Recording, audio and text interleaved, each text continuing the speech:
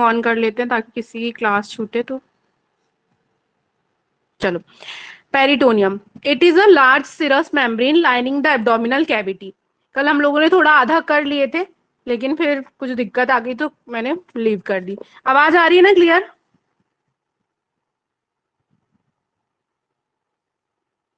अभिषेक, yes ma'am, आ रही है आवाज। है ना? चलो, यस मैम। पेरिटोनियम में it is a large serous membrane lining the abdominal cavity. हमारे सारे विसरल ऑर्गन के ऊपर एक सिरस मेम्ब्रेन होती है। सारे विसरल ऑर्गन के ऊपर होगी। जो मेम्ब्रेन एब्डोमिनल कैविटी के ऊपर होती है, मतलब एब्डोमिनल कैविटी में होती है, उसको हम पेरिटोनियम कहते हैं। ठीक है, ये इसकी जनरल डेफिनेशन हो गई। It is a large serous membrane lining the abdominal cavity. अब एब्डोमिनल कैविटी क्या है? जो हमने 9 रीजन्स किए थे वो एब्डोमिनल कैविटी के ही किए थे, तो उस पूरे रीजन को कवर अप करेगा पेरिटोनियम। ठीक है, नेक्स्ट है histologically it is composed of an outer layer of fibrous tissue which gives strength to the membrane and an inner layer of mesothelial cell which secrete a serous fluid which lubricate the surface thus allowing free movement of viscera। तो इन्होंने बोल दिया कि फिर हमने जो ये peritoneum है इसको दो पार्ट में डिवाइड, मतलब इसके दो टाइप्स होते हैं। फर्स्ट होता है आउटर लेयर, जो कि फाइब्रस टिश्यू की बनी हुई होती है। फाइब्रस टिश्यू है, इस वजह से ये स्ट्रेंथ प्रोवाइड करेगी मेम्ब्रेन को। देन होती है second inner layer, inner layer of mesothelial cell. ये क्या करती है? एक लिक्विड या फिर एक फ्लूइड सिक्रीट करती है जिसको हम सिरस फ्लूइड बोलते हैं। ये सरफेस को लुब्रिकेट करेगा, यानी मॉइस्चर प्रोवाइड करेगा, और जो विसरल ऑर्गन है उसकी फ्री मूवमेंट को अलाउ करता है। ठीक है, यानी हमने सबसे पहले डेफिनेशन पढ़े कि it is a large serous membrane lining the abdominal cavity. Then इसके दो पार्ट्स होते हैं। आउटर लेयर जो कि फाइब्रस टिश्यू से बनी होती है, स्ट्रेंथ प्रोवाइड करती है। सेकेंड होती है इनर लेयर जो कि मेसोथेलियल सेल से बनी हुई होती है और एक सिरस फ्लूइड सिक्रीट करती है जो कि लुब्रिकेशन प्रोवाइड करता है। ठीक है, देन इसको हमने और यदि देखें तो क्या बताया, देखो पेरिटोनियम इज डिवाइडेड, पढ़ चुके हैं, उसी को अच्छी तरीके से डिफाइन कर दिया। तो 3 पार्ट्स में डिफाइन किया इसने। सबसे पहले पेराइटल और विसरल तो हम देख चुके। थर्ड है फोल्ड्स ऑफ पेरिटोनियम। पेराइटल मतलब आउटर पेरिटोनियम, जहां पर भी लेयर्स की दो टाइप्स होंगे वहां पर पेराइटल और विसरल वर्ड यूज करते हैं। पेराइटल मतलब आउटर साइड में होगा, और विसरल मतलब जो कि विसरल ऑर्गन्स के जैसे स्टमक, लिवर, स्प्लीन, इनके डायरेक्ट कांटेक्ट में होता है, इस वजह से इसको विसरल पेरिटोनियम, विसरल लेयर बोलते हैं ना। अब पेरिटोनियम है तो उसके केस में आउटर पेरिटोनियम, जिसको हम पेराइटल पेरिटोनियम भी बोल रहे हैं। तो क्या है ये? Lines the inner surface of abdominal and pelvic walls and lower surface of diaphragm. क्या बोला? देखो, एब्डोमिनल कैविटी को कवर अप कर रही है, तो जो हमारा एब्डोमेन है उसके जस्ट नीचे होगी पेराइटल लेयर। ठीक है, पेल्विक वॉल है तो उसके जस्ट नीचे होगी पेराइटल लेयर, और डायफ्राम है तो डायफ्राम हमारा रिब्स जो है उसके नीचे साइड है ना, इस स्टमक के ऊपर रिब्स के नीचे। तो जो डायफ्राम की नीचे वाली सरफेस होगी, लोअर सरफेस, उसको भी ये मेम्ब्रेन जो है वो कवर अप करती है। तो क्या बोला? Lines the inner surface of abdomen, यानी एब्डोमिनल कैविटी के जस्ट नीचे है ना, इसलिए एब्डोमेन की, पेल्विक वॉल की लोअर सरफेस, इनर सरफेस को, और डायफ्राम की लोअर सरफेस को कवर अप करेगा। आए समझ में?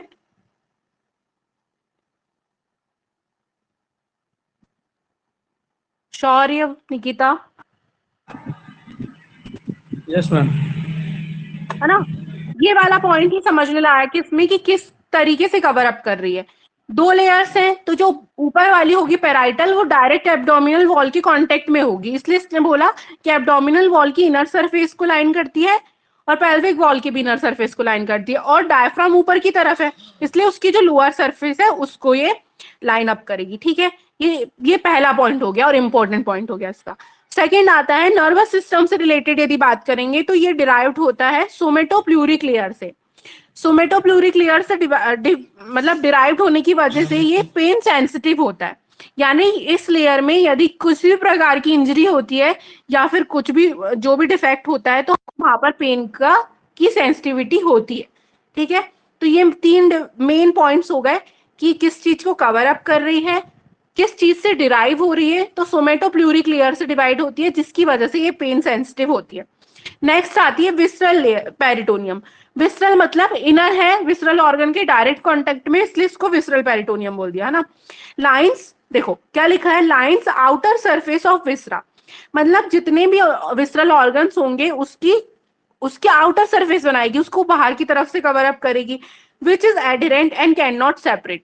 एडहेरेंट मतलब इतनी ज्यादा टाइटली चिपकी हुई होती है कि यदि आप इसको सेपरेट भी करना चाहो तो नहीं कर पाओगे।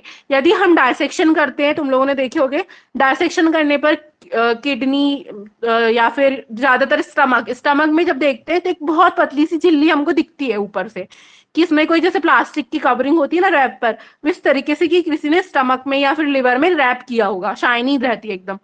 फिर जब उसको हम फोर्सेप्स से हटाने की भी कोशिश करते हैं तो वो बिल्कुल भी अलग नहीं होती, वहां पर टूट जाती है। वो होती है विसरल पेरिटोनियम, क्योंकि बहुत ज्यादा टाइटली एडहेरेंट होती है and we can not separate it. ठीक है, ये हो गया पहला पॉइंट।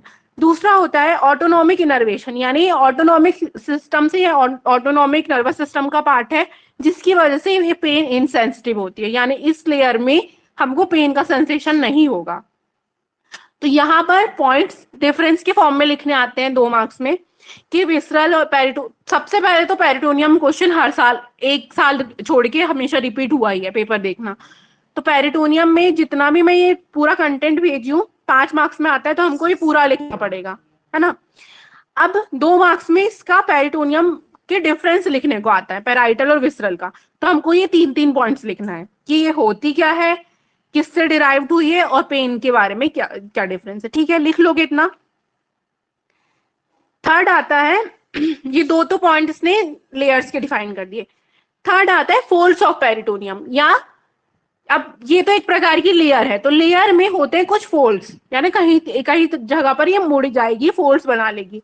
तो एब्डोमेन के कुछ ऑर्गन्स ऐसे हैं जो कि इस फोल्ड्स ऑफ पेरिटोनियम के अंदर आ जाते हैं, मतलब अंदर होते हैं, इससे कवर्ड अप होते हैं, और ये ऑर्गन्स होते हैं मोबाइल, यानी अपनी जगह पर थोड़ी मूवमेंट कर सकते हैं, हिल सकते हैं, जैसे कि इंटेस्टाइन वगैरह, है ना। तो इस पे इतना ध्यान नहीं देना, हमको 2 लेयर्स याद रखनी है स्पेशली। देन पेरिटोनियम से रिलेटेड एक पॉइंट आता है रेट्रो पेरिटोनियल। रेट्रो पेरिटोनियल का वर्ड, रेट्रो पेरिटोनियल से हम समझ रहे हैं रेट्रो से फिक्स्ड एंड इमोबाइल, यानी इसके अंतर्गत जो भी ऑर्गन आएंगे वो फिक्स्ड होंगे और मूवमेंट नहीं होगी उनमें किसी भी प्रकार की।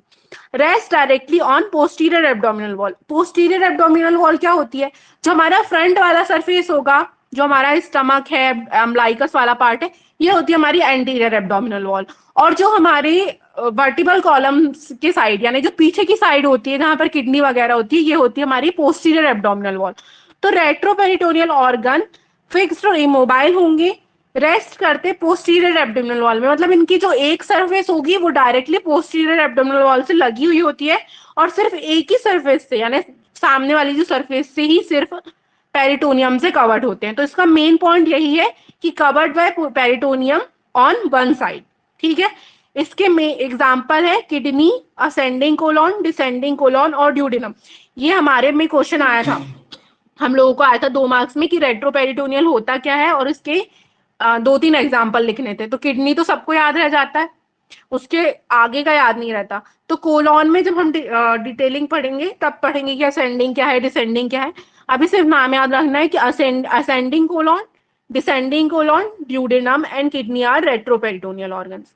आया यहाँ तक समझ में शौर्य?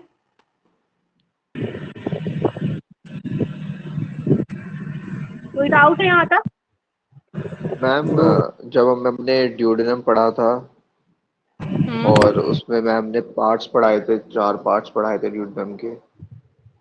तो उसमें ये था कि पहला और फोर्थ पार्ट जो है वो शायद नहीं होते रेट्रोपेरिटोनियल, और बस 2 पार्ट होते हैं। तो फिर इसको हम क्या रेट्रोपेरिटोनियल मानेंगे या नहीं मानेंगे? रेट्रोपेरिटोनियल मानते हैं, क्योंकि ड्यूडेनम को डायरेक्टली काउंट करते ना, हम इतना डिटेलिंग नहीं जाते कि फर्स्ट है सेकंड है तो ना उसके कुछ पार्ट्स है ना रेट्रोपेरिटोनियल, इसलिए हम उसको रेट्रोपेरिटोनियल, रेट्रोपेरिटोनियल ऑर्गन के ही अंदर काउंट करते हैं ना। ठीक है। जब और डिटेलिंग पढ़ेंगे तो क्लियर हो जाएगा। तुम्हारा भी माइक ऑन नहीं हो रहा क्या सॉरी? स्क्रीन को टैप करो और वहां पे नीचे माइक का ऑप्शन आता है, वहां पे देखो यदि नहीं मिल रहा हो तो। यहाँ तक कुछ डाउट है? एक वाचस्पति नो मैम। आया ना इतना समझ में?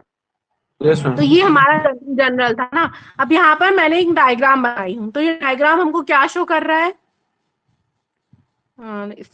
शौर्य का भी माइक ऑन नहीं हो रहा है, कोई बात नहीं, देखते। देखो यहाँ पर नीचे एक डायग्राम शो मैंने बनाई हूँ, उसमें वो क्या शो कर रहा है? जो पहली वाली लेयर है वो शो कर रही है एब्डोमिनल वॉल, यानी जो हमारा सामने का सरफेस है जो हमको शो होता है, एब्डोमिनल वॉल है, ठीक है। उसके जस्ट नीचे होगी पैराइटल पेरिटोनियम, और पैराइटल पेरिटोनियम के अंदर होगी विसरल पेरिटोनियम, और विसरल पेरिटोनियम के अंदर जो होते हैं वो हमारे विसरल ऑर्गन्स होते हैं, जैसे कि स्टमक, लिवर, स्प्लीन, है ना, गॉल ब्लैडर, जो भी हो गया। तो ये एक जनरल डायग्राम है जो हम बना सकते हैं। एनाटॉमी मीन्स डायग्राम, जहां पर भी कोई बड़ा बड़ा टॉपिक आ रहा है, स्पेशली 5 या 10 मार्क्स का, तो वहां पर आपको किसी ना किसी तरीके से डायग्राम या फिर जो फ्लो चार्ट या इस तरीके से रिप्रेजेंटेशन जो होती है ना, वो मार्क्स, बहुत ज्यादा मार्क्स गेनिंग होती है। तो कहीं पर भी किसी भी प्रकार से डायग्राम बनाने की कोशिश करना। देन आता है रेट्रोपेरिटोनियल, हो गया। अब ओमेंटम। तो जब पेरिटोनियम का फोल्ड स्टमक में प्रेजेंट होगा तो उसको हम मोमेंटम बोलेंगे, यानी it is a large peritoneal fold present on stomach, ठीक है, इज नोन एज ओमेंटम। इसके दो टाइप होते हैं, ग्रेटर ओमेंटम और लेसर ओमेंटम। अभी हम डिटेलिंग पढ़ेंगे इसकी, ठीक है, बस नाम याद रखना। ओमेंटम क्या है? तो एक पेरिटोनियम का फोल्ड ही है जो स्टमक में प्रेजेंट होता है, इस वजह से उसका एक नया नाम दे दिया ओमेंटम। फिर लिगामेंट्स। लिगामेंट्स भी क्या है? तो ये भी फोल्ड्स ऑफ पेरिटोनियम है, लेकिन double layered. Double layered fold of peritoneum connects organ to abdominal wall और अब देखो, हमारे एब्डोमेन में इतने सारे ऑर्गन्स हैं, मतलब रखे हुए हैं, तो वो क्यों इधर उधर नहीं खा सकते? इतने फिक्स्ड क्यों है अपनी जगह से? मतलब कहीं ऐसा नहीं हो रहा कि स्टमक जहां है वहां से कभी लेफ्ट में चला गया, कभी राइट में चला गया, हम कूद रहे, उठ रहे, बैठ रहे। क्यों? क्योंकि उनको एक पेरिटोनियम का फोल्ड जो है वो एब्डोमिनल वॉल से कनेक्ट करके रखता है, और वही एक मतलब पेरिटोनियम का फोल्ड होता है जो ऑर्गन से ऑर्गन को कनेक्ट करके रखता है, यानी स्टमक से स्प्लीन को करके रखेगा तो फिक्स रहेगा वो। फिर स्टमक को डायफ्राम से कनेक्ट करके रखेगा, तो एक तरीके से उनमें फिक्स रहते हैं वो अपनी जगह में। तो इस फोल्ड को जो होते हैं डबल लेयर, ये फोल्ड जो होता है पेरिटोनियम का, उसको हम लिगामेंट बोलते हैं, ठीक है। इसका एग्जांपल आएगा gastrosplenic ligament, gastrophrenic ligament. Gastrosplenic, gastro means stomach, spleen means spleen, तो गैस्ट्रोस्प्लेनिक मींस ये जो लिगामेंट है ये स्प्लीन को स्टमक से कनेक्ट कर रहा है, ठीक है। फिर आता है गैस्ट्रोफ्रेनिक लिगामेंट। गैस्ट्रोफ्रेनिक, गैस्ट्रो मतलब स्टमक, एंड फ्रेनिक मतलब डायफ्राम। डायफ्राम, हाँ। तो ये किसको? स्टमक को डायफ्राम से कनेक्ट करेगा। ऐसे हमको 2-3 एग्जांपल इसके याद रखने हैं, ठीक है। तो लिगामेंट क्या हुआ? Double layer fold of peritoneum which connect organ to abdominal wall और ऑर्गन टू ऑर्गन, ठीक है। एग्जाम्पल गैस्ट्रोफ्रेनिक, गैस्ट्रोस्प्लेनिक लिगामेंट्स, ये सब होंगे, नाम से ही पता चल रहा है। फिर ये जो लिगामेंट होता है ये इसको हम शेप के अकॉर्डिंग भी डिफाइन करते हैं, जैसे ट्राइंगुलर लिगामेंट ऑफ लिवर, ठीक है, इतना इंपॉर्टेंट नहीं था। फिर पेरिटोनियल कैविटी, देखो यहां तक पेरिटोनियम था। फिर पेरिटोनियल कैविटी क्या होती है? तो पेरिटोनियल कैविटी होती है the viscera which invaginate the completely the viscera which invaginate the completely fill it so that cavity reduced to potential space spreading adjacent layer of peritoneum। यहाँ पर क्या होता है कि कोई भी विसरल ऑर्गन पर कोई भी विसरल ऑर्गन पर ये जो पेरिटोनियल की कैविटी, पेरिटोनियल लेयर है, वो पूरी तरीके से इन्वेजिनेट हो जाती है। इन्वेजिनेट मैंने बताई थी, इन्वेजिनेट मैंने बताई थी ना कि एक पूरा उसी वही एक लेयर है जो कि बाहर से भी कवर अप करेगी, देन फोल्ड होकर उसको अंदर तरफ से भी कवर अप कर देती है ऑर्गन को। तो यहाँ पर यही बोला, ठीक है। The viscera which invaginate the completely fill it so that cavity is reduce to potential space separating the layers of peritoneum. फिर इसी को, इस पार्ट को उसने 2 पार्ट में डिवाइड कर दिया, ग्रेटर सैक और लेसर सैक। अब इसको पढ़ते हैं, ये सिर्फ इसी का एक टाइप था, ठीक है, पेरिटोनियल कैविटी का। अब फंक्शन ऑफ पेरिटोनियम क्या है?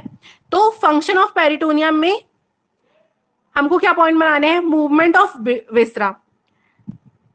ये विसरल को, यानी जो विसरल ऑर्गन होंगे उसको एक मूवमेंट प्रोवाइड करेगा, यानी एक फ्री सरफेस प्रोवाइड कराता है, फ्री स्पेस प्रोवाइड कराता है। अब स्टमक है, यदि वो एकदम फिक्स हो जाएगा तो उस पर डाइजेशन की मूवमेंट कैसी होगी, पेरिस्टल्टिक मूवमेंट किस तरीके से होगी, नहीं होगी यदि वो एकदम फिक्स होगा तो। इसी तरीके से यदि इंटेस्टाइन है, इंटेस्टाइन के पास मूवमेंट स्पेस नहीं होगा तो वहां पर पेरिस्टल्टिक मूवमेंट नहीं होगी और डाइजेशन नहीं होगा। तो जो हमारी पेरिटोनियम होती है, पेरिटोनियम लेयर होती है, तो वो हर एक विसरल ऑर्गन को एक स्पेस प्रोवाइड कराती है फॉर मूवमेंट। तो इसी तरीके से जो रेट्रोपेरिटोनियल ऑर्गन होते हैं वो फिक्स्ड होते हैं, उसमें कोई भी मूवमेंट नहीं होती है ना, तो वो रेट्रोपेरिटोनियल ऑर्गन है जिसमें मूवमेंट नहीं होगी। फिर सेकेंड पॉइंट है प्रोटेक्शन ऑफ विसरा। तो हमने देखे कि जो विसरल लेयर थी इसकी वो लुब्रिकेट कर रही थी, और पेराइटल लेयर जो थी वो एब्डोमेन के डायरेक्ट कांटेक्ट में थी, तो वहां पर किसी भी प्रकार की इंजरी जो होगी वो पहले पेरिटोनियम के ऊपर, जितना जो भी मतलब प्रेशर आएगा वो पेरिटोनियम के ऊपर आएगा, तो विसरल ऑर्गन हमारे डायरेक्ट कांटेक्ट में नहीं आएंगे। ठीक है। थर्ड आता है एब्जॉर्प्शन एंड डायलिसिस। तो किसी भी प्रकार से फ्लूइड का एब्जॉर्प्शन और वहां पे इसको मॉइस्चर प्रोवाइड कराना जो है विसरल ऑर्गन्स को, वो भी वर्क होगा पेरिटोनियम का। फिर हीलिंग पावर एंड एडहेशन, अब उससे डायरेक्टली अटैच्ड है तो वहां पर विसरल ऑर्गन में किसी भी प्रकार की इंजरी होती है तो वहां पर ये हीलिंग की प्रोसेस भी करेगी। ठीक है। फिफ्थ आता है स्टोरेज ऑफ फैट। तो जिस भी किसी भी ऑर्गन पर फैट स्टोरेज होता है, जैसे हम फैटी लिवर हो गया, स्टमक के ऊपर फैट एब्जॉर्ब हो रहा है, तो यहाँ पर जो फैट है वो उसका स्टोरेज होता है वो पेरिटोनियम की कवर के लेयर के ऊपर ही होता है। ठीक है, ये फंक्शन ऑफ पेरिटोनियम थे। तो मेन पॉइंट्स यही लिखने हैं इसमें। सबसे पहले पेरिटोनियम, उसकी डेफिनेशन, 2 लेयर्स होती है उसको भी सबसे पहले डेफिनेशन में डिफाइन कर दो कि क्या होती है। देन पेराइटल और विसरल लेयर को अच्छे तरीके से 3 पॉइंट्स करके डिफाइन करना है। फिर रेट्रोपेरिटोनियल क्या है, ओमेंटम क्या है, लिगामेंट क्या है, पेरिटोनियल कैविटी इंपॉर्टेंट नहीं थी, फंक्शन ऑफ पेरिटोनियम। ठीक है। फिर मैंने बताई थी जब हम एनाटॉमी पढ़ रहे थे जनरल टर्म्स, क्लिनिकल एनाटॉमी क्या होती है। Clinical anatomy is used for diagnosis and treatment of disease.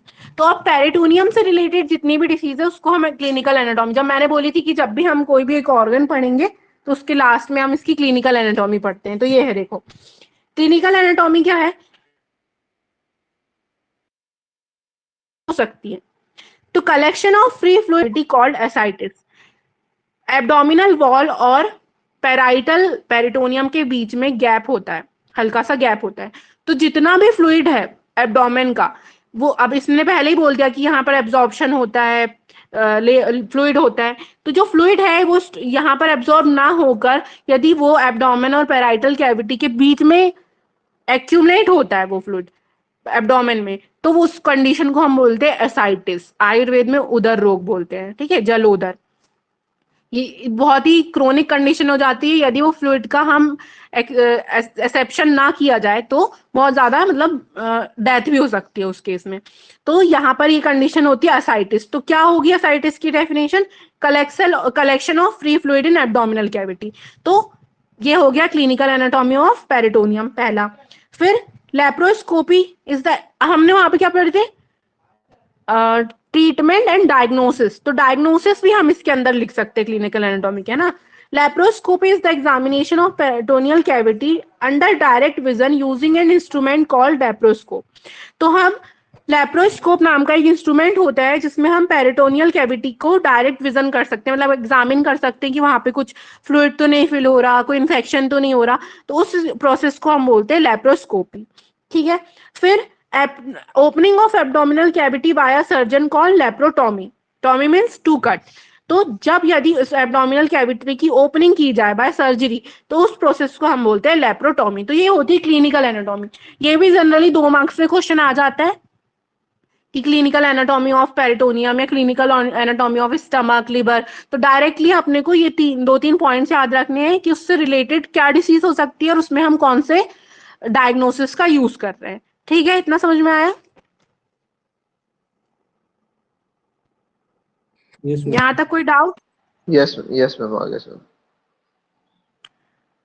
है ना। देन आता है पेरिटोनियम फोल्ड्स। अब हमने पढ़े थे पेरिटोनियम फोल्ड्स किस चीज के, स्टमक के अराउंड। अब स्टमक एक एकदम प्लेन स्ट्रक्चर नहीं है, वहां पर कर्व प्रेजेंट है, ठीक है। स्टमक देखे होगे कि वहां पर उसके उसमें कर्व्स होते हैं, तो उस कर्व्स में भी पेरिटोनियम जो है वो फिलअप होगी, इन्वेजिनेट होगी। तो वो किस तरीके से इन्वेजिनेट होगी, तो एक फोल्ड के फॉर्म में इन्वेजिनेट होगी, है ना, फोल्ड्स बनाएगी वहां पर। जैसे हम किसी भी चीज को कवर अप करते, रैप करते हैं, गिफ्ट गिफ्ट रैप करना, या फिर देखिए फ्रूट्स के जो वो होती है, टोकनी होती है, उसको हम कवर अप करते हैं। तो जहां पर वो कवर सीधा सीधा लग गया वहां तो ठीक है, जहां पर कहीं फोल्ड्स है तो हम उसको ऐसे हाथ से दबाकर या अच्छी तरीके से फोल्ड करते हैं। तो इसी तरीके से जो लेयर्स है वो ऑर्गन्स में मुड़कर, मतलब जहां जहां मुड़ा है ऑर्गन, जहां जहां फोल्ड्स आ रहे हैं, उस तरीके से अपने आप को इन्वेजिनेट करके फोल्ड्स बनाती है। उसको हम बोलते हैं पेरिटोनियम फोल्ड्स। यहाँ पर पेरिटोनियम के केस में पेरिटोनियम फोल्ड्स हो गया।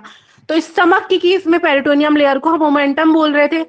तो दो प्रकार से वहां पर फोल्ड्स बनते हैं, ग्रेटर ओमेंटम और लेसर ओमेंटम, ठीक है।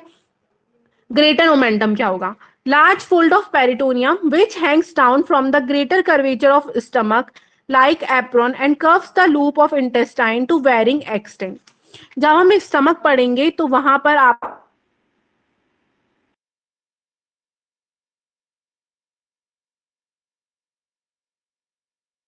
तो जो बड़ा वाला कर्व आता है ना उसका कर्व आएगा, बड़ा कर्व, उसको बोलते हैं ग्रेटर सेक, ठीक है, या फिर ग्रेटर कर्वेचर। तो ये जो ग्रेटर मोमेंटम होगा वो ग्रेटर कर्वेचर ऑफ स्टमक से लेकर नीचे लूप ऑफ इंटेस्टाइन तक जाता है, ठीक है, समझ में आया? लाइक एप्रॉन मतलब वहां से वो हैंग डाउन करेगा और नीचे इंटेस्टाइन तक जाएगा। स्टमक है, उसके जस्ट नीचे इंटेस्टाइन्स है। तो जो स्टमक का बड़ा वाला कर्वेचर होगा, बाहर वाला जो कर्व बनाता है, वहां से ये जो पेरिटोनियम का फोल्ड है वो हैंग डाउन करता है, वहां से स्टार्ट होता है और नीचे इंटेस्टाइन को कवर करता है, ठीक है। ये होता है ग्रेटर मोमेंटम। और लेसर मोमेंटम क्या होगा? Fold of peritoneum which extend from the lesser curvature of stomach and first 2 centimetre of duodenum to the liver. ये लेसर कर्वेचर यानी जो अंदर वाला कर्वेचर होगा वहां से होता है और कवर करता है 2 centimetre of duodenum, only 2 centimetre of duodenum को कवर करता है टू द लिवर, यानी लिवर को भी कवर करेगा। देन यहां से क्या क्या चीजें बनती है, स्टार्ट होती है? तो हेपेटोगैस्ट्रिक लिगामेंट, अभी बताई थी मैंने, लिगामेंट भी एक प्रकार का फोल्ड है। Hepatogastric part of lesser omentum between stomach and liver. फिर हेपेटोड्यूडेनम मतलब part of lesser omentum between duodenum and epiploic foramen. Epiploic foramen क्या है? देखो, greater sac communicates to this foramen. Greater sac यानी स्टमक का जो बाहर वाला पार्ट है वो, और लेसर सैक यानी स्टमक का जो अंदर वाला कर्वेचर है, छोटा वाला कर्वेचर है, वो एक तरीके से एक फोरामेन यानी एक फोरामेन मतलब समझ लो सुरंग होती है ना, जैसे उस तरीके का एक पार्ट होता है, हॉलो। फोरामेन मतलब यही होता है, फोरामेन वर्ड जहां पे भी आया मतलब हॉलो स्ट्रक्चर है, वो हॉलो ऑर्गन, हॉलो स्पेस है। तो ये दोनों जिससे कनेक्ट होते हैं, कम्युनिकेट करते हैं एक दूसरे को, उसको हम एपिप्लोइक फोरामेन बोलते हैं, ठीक है। तो लेसर मोमेंटम के अंदर हमने ये चीज पढ़े कि fold of peritoneum which starts from lesser curvature of stomach and only cover 2 centimetre of duodenum to the liver, मतलब ड्यूडेनम को भी कवर करेगा और लिवर को भी कवर करेगा। अब हम इसको किस तरीके से डिफाइन कर सकते हैं? तो हेपेटोगैस्ट्रिक लिगामेंट, हेपेटो मतलब लिवर एंड गैस्ट्रिक मतलब स्टमक, ऐसा पार्ट लेसर मोमेंटम का जो कि स्टमक और लिवर को कनेक्ट कर रहा है तो वो हेपेटोगैस्ट्रिक लिगामेंट हो जाएगा। और ऐसा पार्ट जो कि लिवर और ड्यूडेनम को कनेक्ट कर रहा है तो वो हेपेटोड्यूडेनम लिगामेंट हो जाएगा, ठीक है। इतना समझ में आया?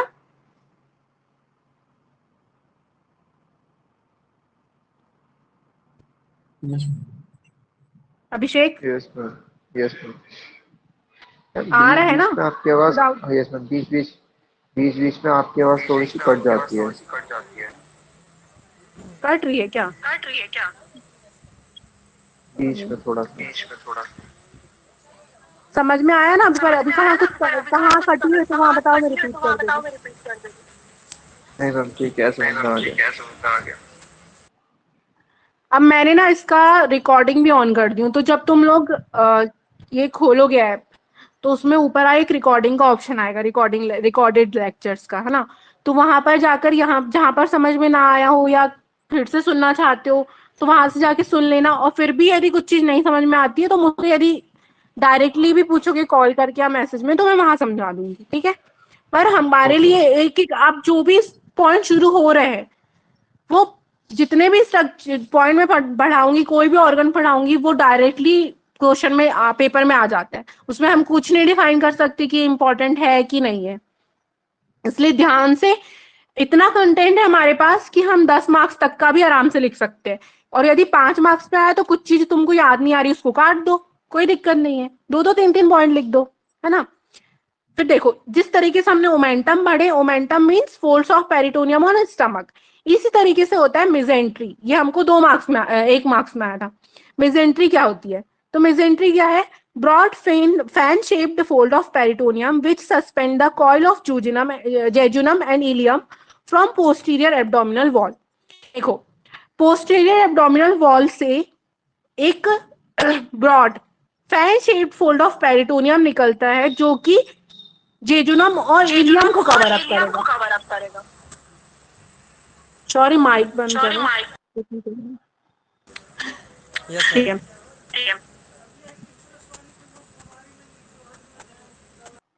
देखो, यहाँ पर फोल्ड ऑफ पेरिटोनियम जो कि जेजुनम और इलियम को कवर अप करता है उसको हम बोलते हैं मिजेंट्री, ठीक है। इसकी इतनी डेफिनेशन होगी कि broad fan shaped fold of peritoneum which suspend the या फिर which cover the coil of jejunum and ileum from posterior abdominal wall. जितनी डेफिनेशन याद रह रही है उतनी याद रखो, इतना नहीं, ऐसा नहीं है कि बुक में एग्जैक्टली जैसा लिखा है अप टू वर्ड्स वैसे हमको लिखने की जरूरत नहीं है, बस आपको पता होना चाहिए।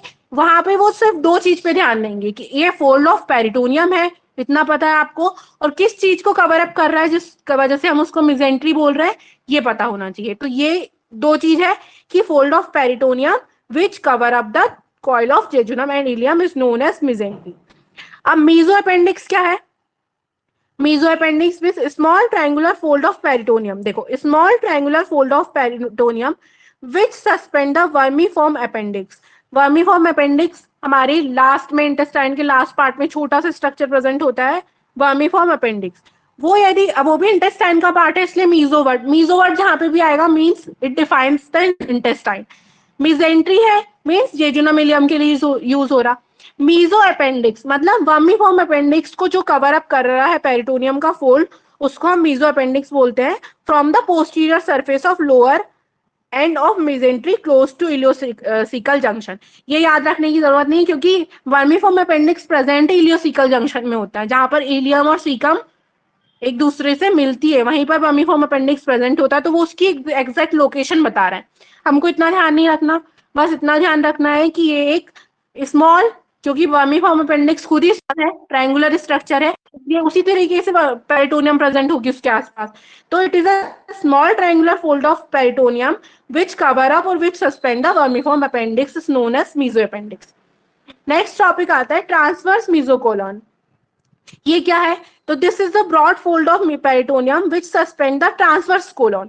ट्रांसवर्स मीजोकोलॉन, वर्ड ही बता रहा, मीजो कोलॉन मतलब फोल्ड ऑफ पेरिटोनियम होगा, ट्रांसवर्स मतलब ट्रांसवर्स कोलॉन को कवर कर रहा है फ्रॉम पोस्टीरियर एब्डोमिनल वॉल। हर जगह पोस्टीरियर एब्डोमिनल वॉल ही है, इसलिए उसको याद रखने की जरूरत नहीं। Transverse mesocolon means it is a broad fold of peritoneum which suspend the transverse colon, बस दैट इज। देन आता है सिग्मोइड मीजोकोलॉन, मतलब triangular fold of peritoneum which suspend the sigmoid colon from the pelvic wall. जितने भी parts पढ़ रहे हो, colon, transverse colon क्या है, पेल्विक सिग्मोइड कोलॉन क्या है, इनको जब हम इंटेस्टाइन पढ़ेंगे तब क्लियरली पढ़ लेंगे, उन पे ज्यादा दिमाग लगाने की जरूरत नहीं है। बस नाम याद रखना है कि ट्रांसवर्स मीजोकोलॉन जो है वो ट्रांसवर्स कोलॉन को कवर अप करेगा, पेरिटोनियम का फोल्ड है। इसी तरीके से सिग्मोइड मीजोकोलॉन जो है वो सिग्मोइड कोलॉन को कवर अप करता है, एक पेरिटोनियम का फोल्ड है। 2 पॉइंट याद रखने हैं हर एक चीज में। समझ में आया Abhishek? Yes ma'am. Yes ma'am. पक्का ना? Yes ma'am. मैम ये सब बस पोस्टीरियर सॉरी, वॉल के लिए है ना, जितनी जितनी भी मेजेंट्री है सब पोस्टीरियर वॉल के लिए हो रही है, हाँ ये, जीजियम से लेके एलियम तक। हाँ मिजेंट्री वाले तो जितने मैम भी पार्ट है वो पोस्टीरियर कोलॉन, वो पोस्टीरियर वॉल से। बोलो। नहीं कुछ नहीं, ठीक। तो अब हम एक बार रिवाइज करते हैं कि क्या क्या पढ़े हमने इस टॉपिक पे।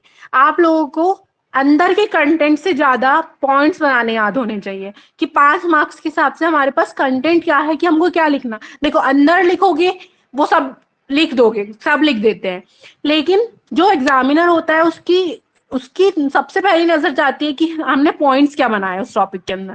पहला पॉइंट बनेगा पेरिटोनियम। पेरिटोनियम मस्ट बी, इसमें अच्छी तरीके से हेडिंग डालो, देन डेफिनेशन करके बहुत अच्छे से अंडरलाइन करके डेफिनेशन।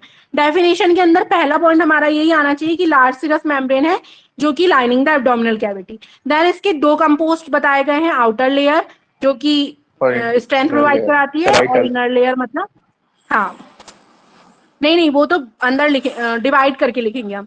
जो स्टार्टिंग में ओके। दिया ना डेफिनेशन की, आउटर लेयर है फाइब्रस टिश्यू की बनी हुई होती है, स्ट्रेंथ प्रोवाइड कराती है। देन इनर लेयर है मेसोथेलियल सेल से बनी हुई होती है, सिरस फ्लूइड लुब्रिकेट, मतलब सिरस फ्लूइड करती है सिक्रीट और लुब्रिकेट करती है सरफेस को। यहाँ हमारी डेफिनेशन खत्म। नेक्स्ट नेक्स्ट पॉइंट आना चाहिए कि it is divided into, peritoneum is divided into parietal जिसको टू। आउटर भी बोलते हैं, उसके 3 पॉइंट्स है, विसरल जिसके 3 पॉइंट्स है। फोल्ड्स ऑफ पेरिटोनियम इंपॉर्टेंट नहीं था। देन फिर नेक्स्ट पॉइंट आपका बनना चाहिए रेट्रो पेरिटोनियल मतलब क्या होता है।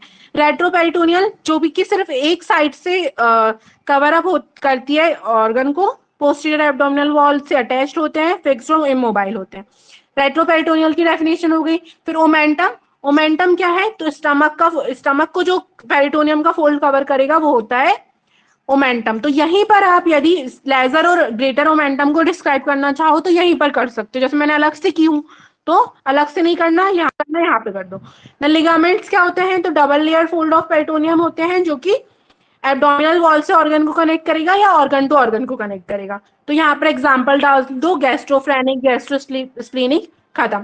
पेरिटोनियल कैविटी इंपॉर्टेंट नहीं है।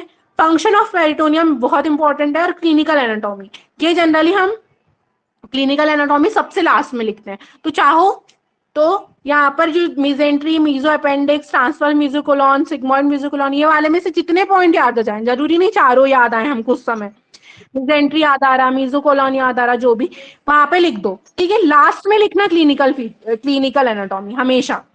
अब जब नोट्स बनाओगे तो अपने तरीके से इसको एडजस्ट कर लेना। ये मेरे क्लासरूम के नोट्स है जो मैम ने लिखाई थी, लेकिन जब मैंने एग्जाम में लिखी थी तो मैंने इसी तरीके से लिखी थी जैसे मैं बता रही हूँ अभी, ठीक है। मतलब ये यस एक मैम। परफेक्ट तरीका होता है कि किस तरीके से एग्जामिनर को देखने में मजा आएगा। क्या लिखी क्लिनिकल एनाटॉमी में, लेप्रोस्कोपी। देखो लेप्रोस्कोपी मतलब जैसे कि हम एक्सरे करते हैं इस तरीके से, या फिर कोई भी ऑर्गन को हमको एग्जामिन करना होता है ना, तो उसके लिए एक पर्टिकुलर क्या बोलते हैं हम, एक मेथड होती है एग्जामिन करने की। तो इंस्ट्रूमेंट होता है कुछ इस तरीके से। एब्डोमिनल वॉल को या फिर एब्डोमिनल वॉल, एब्डोमिन के जितने भी ऑर्गन्स हैं उनको एग्जामिन करने के लिए एक इंस्ट्रूमेंट होता है जिसको बोलते हैं लेप्रोस्कोप, ठीक है। उस लेप्रोस्कोप को इंसर्ट कराकर हम वहां पर कुछ भी इंजरी तो नहीं है या फिर कोई इन्फेक्शन तो नहीं हो रहा, उसको चेक करते। तो ये जो प्रोसेस होगी उसको बोलते हैं लेप्रोस्कोपी, ठीक है निकिता। जैसे एंडोस्कोपी होती है ना, एंडोस्कोपी इंटेस्टाइन वगैरह में, इसमें ऑफिस में डालते हैं, एंडोस्कोपी होती है, ऐसे लेप्रोस्कोपी है। तो लेप्रोस्कोपी क्या है, जिसमें हम पेरिटोनियल कैविटी को एग्जामिन करेंगे, वो होती है लेप्रोस्कोपी, ठीक है, क्लियर। तो यहां तक किसी को कोई डाउट है एक्स्ट्रा? No ma'am. लिख लोगे इसके नोट्स मेरी कॉपी से बनाना, ठीक है, पर जिस तरीके से मैं बोल रही हूँ ना उसी तरीके से बनाना, तो ये जो है हमको ज्यादा कंफ्यूजन क्रिएट नहीं होता, वो बहुत अच्छी वे होती है प्रेजेंटेशन की, ठीक है। शौर्य यस आया मैम। समझ में?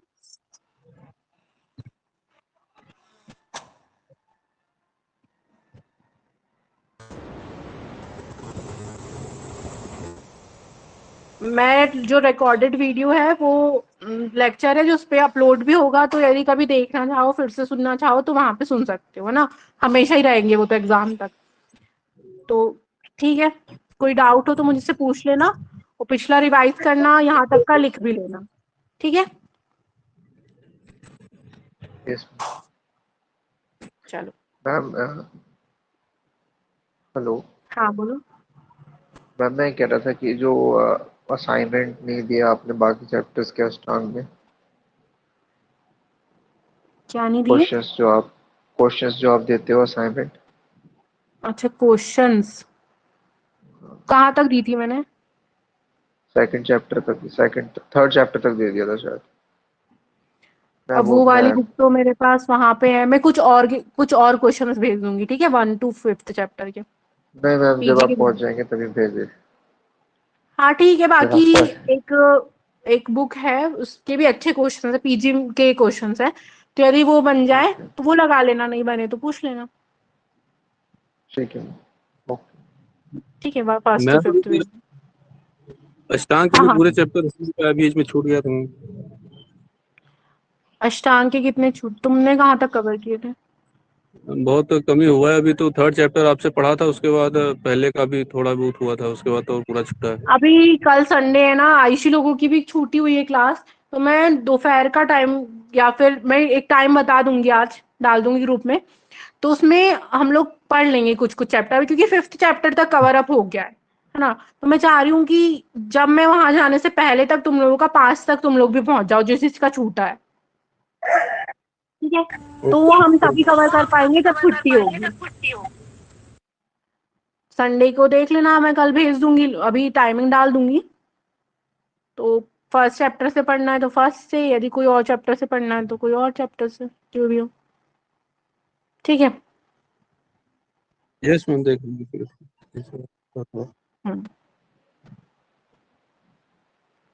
चलो, thank you, good day. Thank you ma'am. Thank you ma'am.